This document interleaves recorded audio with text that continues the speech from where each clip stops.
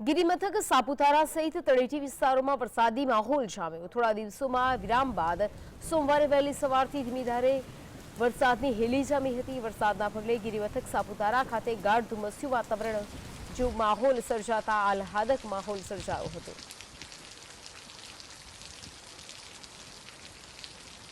વધુ વિગતો સાથે સંવાદદાતા પાંડુ ઓનલાઈન પર જોડાઈ ગયા છે। પાંડુ, થોડા દિવસના વિરામ બાદ સવારથી ફરી એકવાર વરસાદી માહોલ જામ્યો છે। સાપુતારામાં કેવા દ્રશ્યો સામે આવી રહ્યા છે?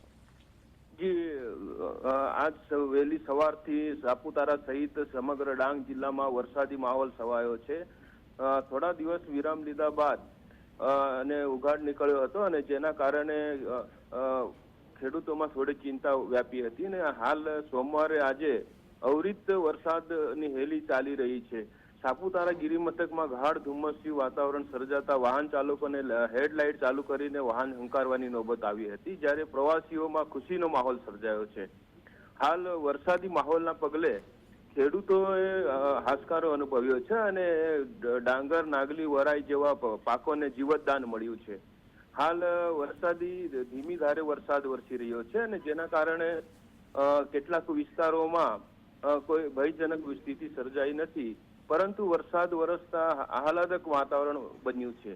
જી પાંડુ, જોડાઈ સમગ્ર માહિતી આપવા બદલ આપનો આભાર।